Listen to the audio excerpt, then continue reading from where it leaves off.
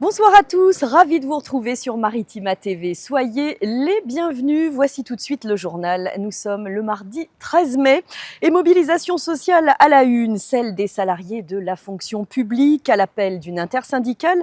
Ils ont manifesté ce matin à Marseille. Parmi les revendications, l'amélioration des salaires, l'évolution du statut ou encore la retraite à 60 ans dans le cortège des agents des collectivités territoriales de la santé publique et de l'éducation nationale, avec, et c'est plus rare, des fonctionnaires de l'enseignement supérieur. Je vous propose d'écouter ces quelques réactions recueillies au micro de Rémi Reponti.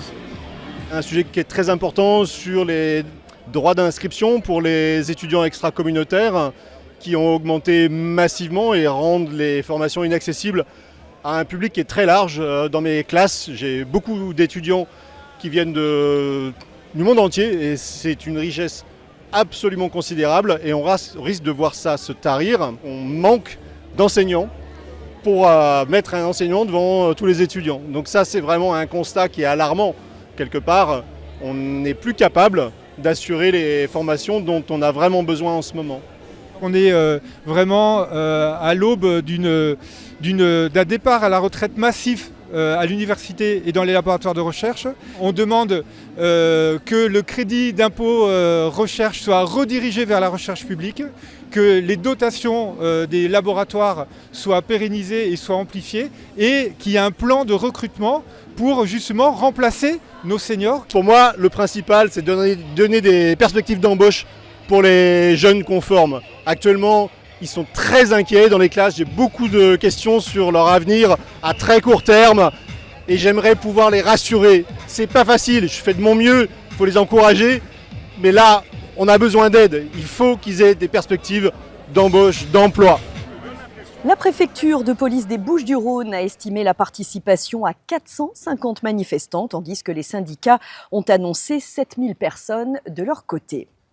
Un réveil brutal ce matin pour certains habitants du Vaucluse, les murs qui tremblent, accompagnés parfois de grands bruits peu avant 6 heures du matin. Un mini-séisme de magnitude 3 a été enregistré à Avignon, à quelques encablures d'ici.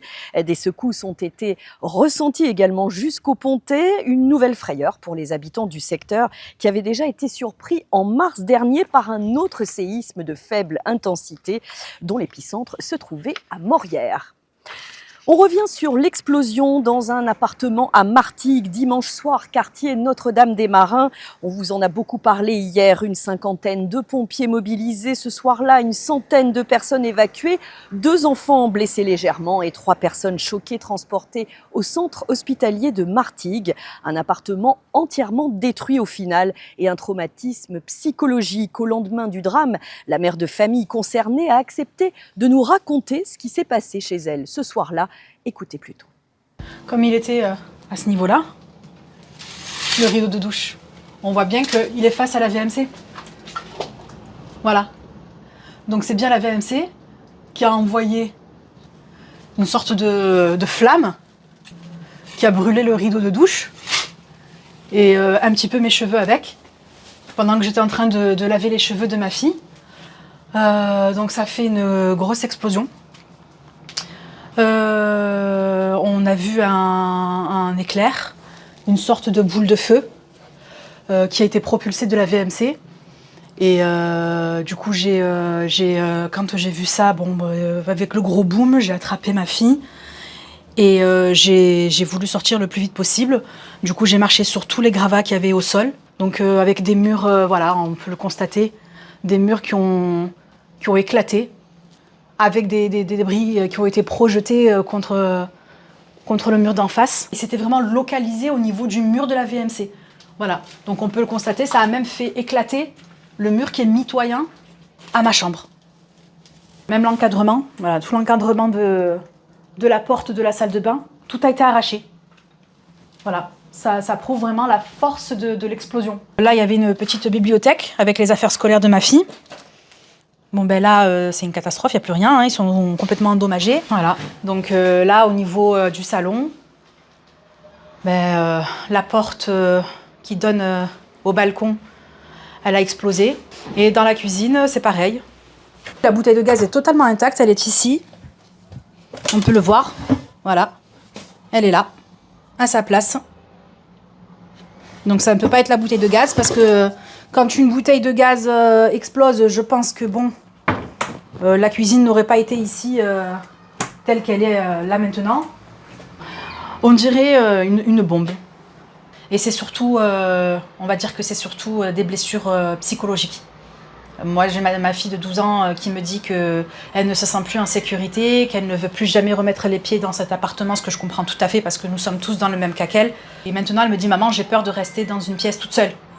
Et quand elle entend des petits bruits comme ça, elle se met à sursauter. Voilà, je pense que c'est bien là, c'est bien présent et qu'il va falloir vraiment que je m'attelle à la faire suivre par une cellule psychologique pour qu'elle mette des mots sur ce qui s'est passé parce que je pense que ça peut créer un traumatisme profond par la suite. Tout le monde s'accorde à le dire, que ce soit les policiers, les pompiers, toutes les personnes qui ont pu constater de leurs yeux les dégâts dans le logement. Ils me disent c'est un vrai miracle que tu sois encore là, toi, ta fille et même le reste de la famille, quoi. Voilà. Des propos saisissants recueillis par Joey Temple. Les membres de cette famille miraculée, on peut le dire, sont pour l'instant hébergés à l'hôtel. Une cellule psychologique est ouverte pour les habitants du quartier. La cause exacte de l'explosion n'est pas encore connue. 13 Habitat attend d'ailleurs les conclusions des autorités compétentes. Notez que le bailleur social lancera dès lundi des travaux sur les toitures, la VMC ou encore les parties communes. Un premier chantier qui s'inscrit dans un programme de réhabilitation beaucoup plus vaste. À compter de 2026, 44 millions d'euros seront investis à NDM. Dans le reste de l'actualité, Emmanuel Macron sur TF1 ce soir sur le thème des défis de la France. Le chef de l'État répondra dès 20h10 pendant près de 2h30 à des questions de téléspectateurs, d'invités comme la secrétaire générale de la CGT, Sophie Binet, ou encore l'ancien journaliste sportif Charles Bietri. À l'ordre du jour, les conflits en Ukraine et au Proche-Orient, l'avenir des retraites, la situation budgétaire tendue, le débat qui s'ouvre sur la fin de vie ou encore le sport à l'école. À la page justice, le tribunal correctionnel de Paris a déclaré Gérard Depardieu coupable d'agression sexuelle. L'acteur de 76 ans est condamné à 18 mois de prison avec sursis, assorti d'une peine complémentaire de privation de ses droits d'éligibilité de 2 ans et d'une inscription au fichier national automatisé des auteurs d'infractions sexuelles. Il était accusé d'agression sur 2 femmes lors d'un tournage du film Les Volets Verts, film d'ailleurs tourné sur une partie de notre territoire entre le pays de Martigues et Fos. Le jugement a été prononcé en l'absence de Depardieu qui ne reconnaît pas les faits qui lui sont reprochés. Gare aux orages sur une partie du département jusqu'à ce soir. Alors c'est vrai que là c'est difficile à croire avec ce beau soleil.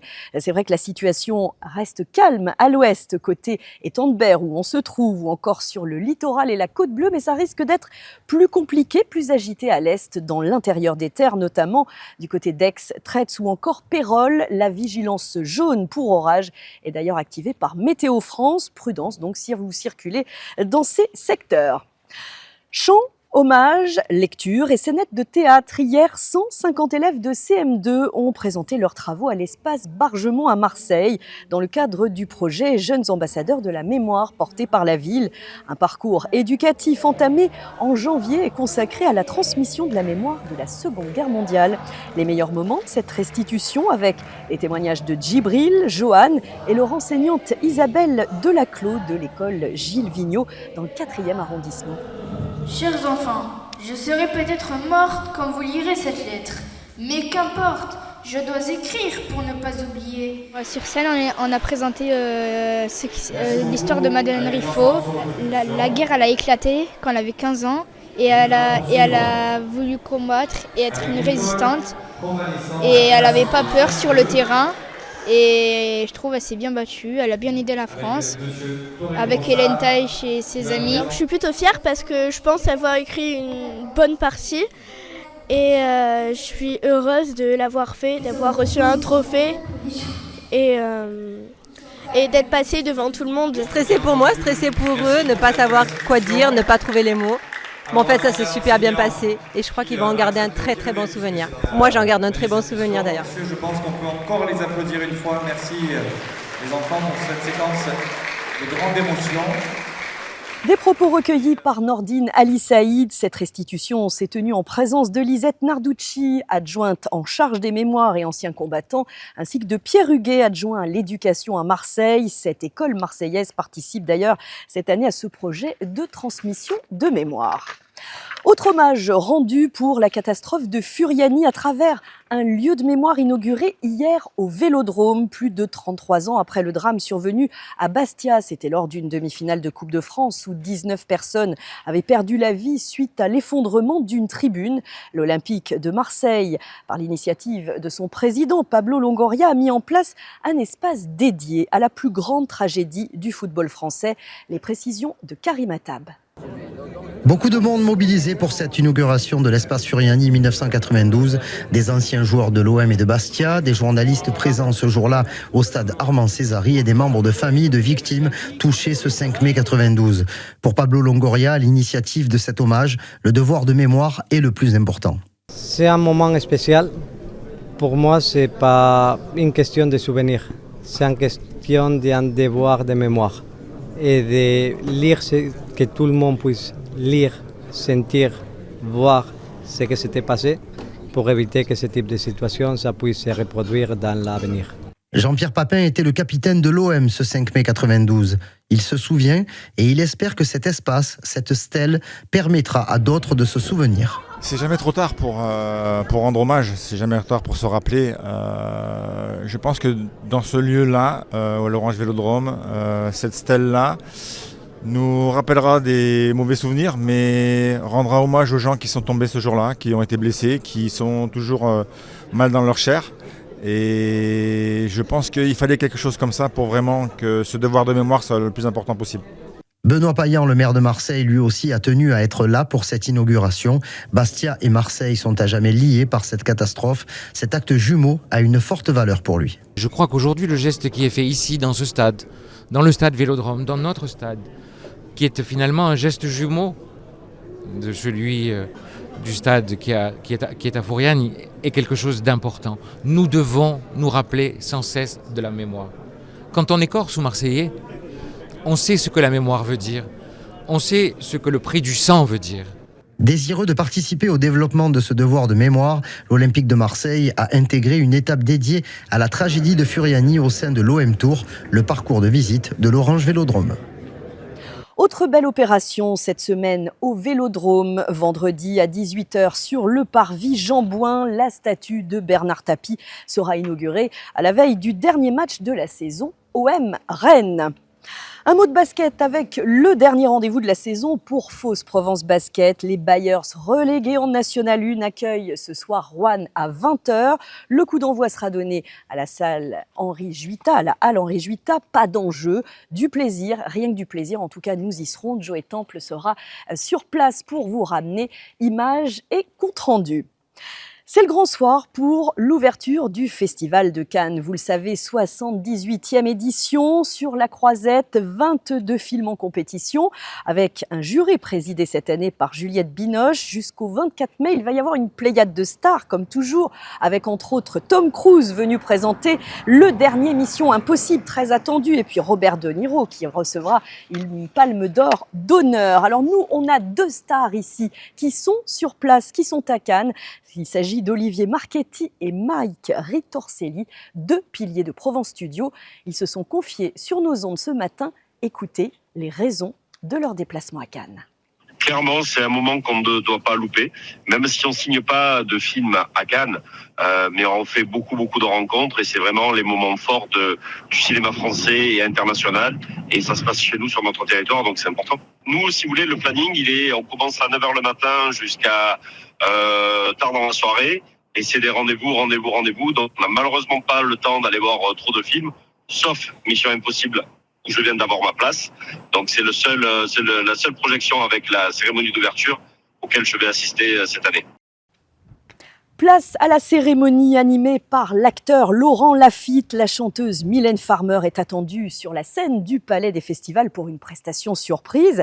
Elle cédera sa place ensuite à l'écran à une autre chanteuse française, Juliette Armanet, l'interprète du dernier jour du disco et la vedette du film d'ouverture Partir un jour, un premier long métrage signé Amélie Bonin, une comédie musicale à savourer. Donc vous êtes peut-être déjà en train de zapper sur France 2 pour suivre Montée des marches et cérémonie donc officielle, ou peut-être, pourquoi pas, vous avez filé au Méliès à Port-de-Bouc pour profiter d'une soirée exceptionnelle qui vous permet de vivre en direct sur grand écran ce premier jour d'ouverture. Alors c'est vrai que quand on parle Festival de Cannes, on pense tout de suite au luxe, au yacht, pourquoi pas, et justement au Vieux-Port à Marseille, il y en a un qui fait de l'effet. C'est la star du moment, je crois qu'on peut le dire comme ça. D'ailleurs, il se nomme Starfire, il fallait le faire. Alors ce yacht, vous le voyez, plus de 70 mètres de long, qui bat pavillon des îles Caïmans, c'est évidemment tout confort. Si vous souhaitez le louer à la semaine, un petit conseil, commencez d'ores et déjà à économiser. En tout cas, c'est l'attraction des touristes comme des locaux, à l'image de Marie, une Marseillaise qui a réagi au micro de Michel Montagne. Je sais qu'il fait 72 mètres de longueur et qui vient des îles, donc de Saint-Martin, et qu'il est magnifique, il est au top, ça fait rêver. Alors la location apparemment c'est entre 6 et 700 000 euros par semaine. Vous avez cru que c'était par jour, hein, mais c'est que par semaine. Que ? C'est déjà pas mal. C'est extra haut. Malheureusement, ça nous fait tomber de haut là. Mais il est magnifique, franchement. Avec un terrain de basket tout en haut, et l'intérieur, j'imagine. On ne voit pas tant que ça, Marseille, hein ? Non. Et sur le Vieux-Port, non. C'est rare. Même j'ai été étonnée de voir un si gros bateau, parce qu'il doit peser des tonnes, sur le Vieux-Port, quoi. Rien que d'y rentrer dedans. Ça devait être un rêve à l'intérieur. Bon ben voilà, c'est beau de rêver, Festival de Cannes, yacht sur le Vieux-Port. Et puis nous, ici à Provence Studio, c'est un rêve éveillé chaque jour avec tous les tournages, tout ce qui se passe.